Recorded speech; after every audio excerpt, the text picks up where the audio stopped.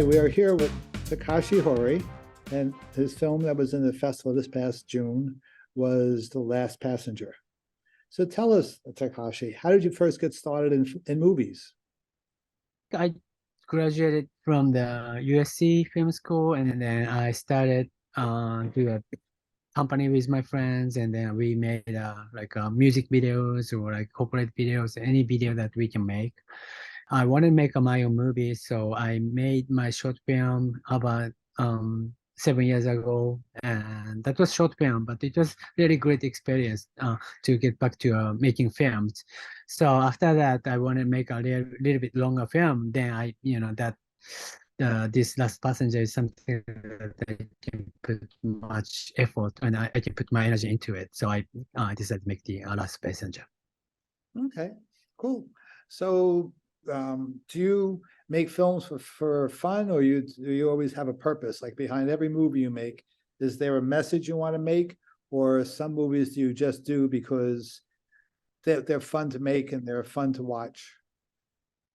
It's not typically like a message or like some political message or policy or like personal view. It's more like a from my experience, personal experience, that I want to make a story around from that experience, and I want to tell that story. So it's more like I want to convey the story that I experienced, and then I want to see how it's gonna be look like.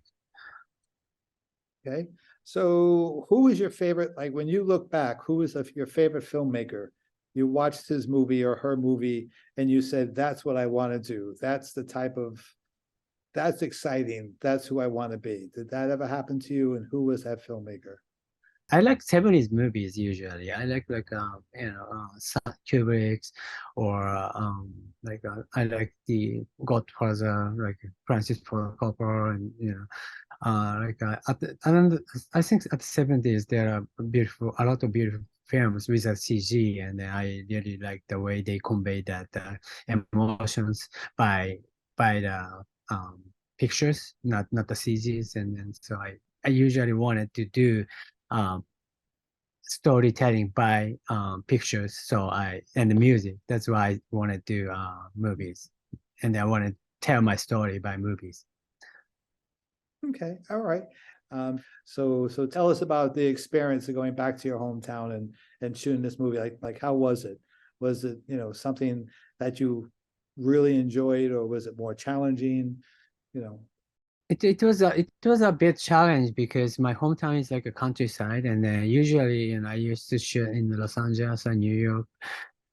So I always have some resources that I can reach, but in my hometown, the resources are so limited. Like DPs or camera equipment or lighting equipment, and I tried to get the local crews, but I couldn't get hold of any of them. So I have to hire everybody from Tokyo, like, and I had to bring all the gears from the Tokyo. So that was really difficult, and it's cost me a lot of money too. So it was tough.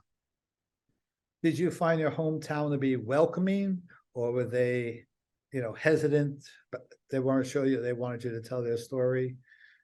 So there are some people who are really welcomed me, and then there are some people is like kind of um doubtful, or like, because I'm from the New York, not from the hometown. And at the time of the tsunami, I wasn't there.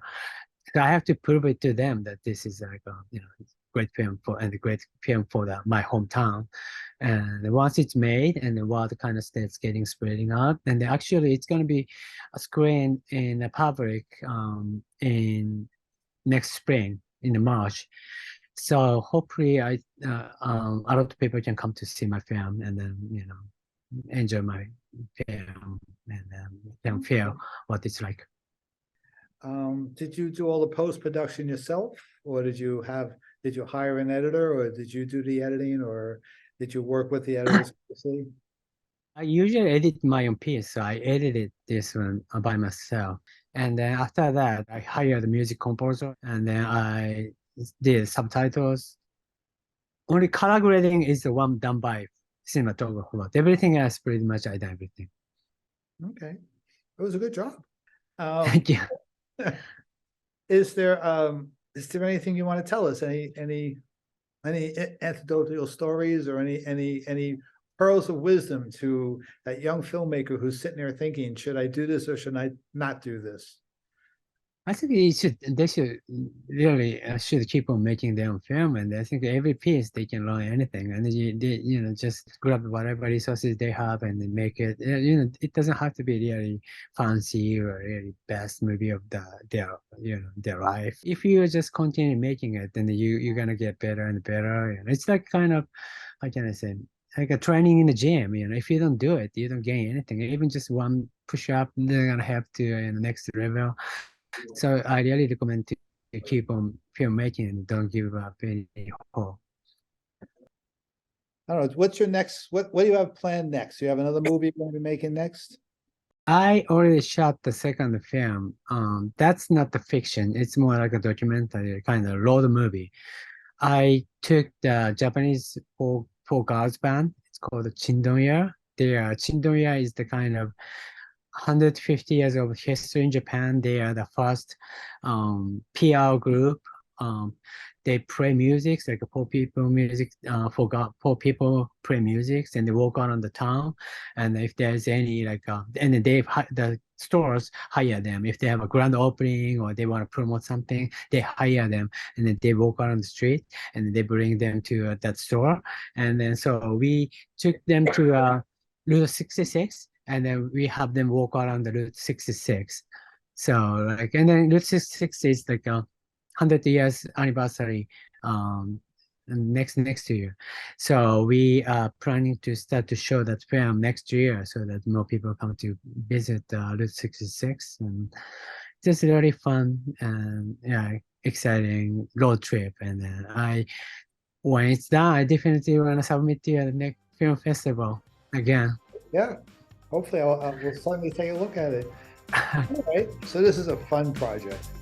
Yes, it's fun, definitely fun project. Yeah, okay, that's good. I love fun projects.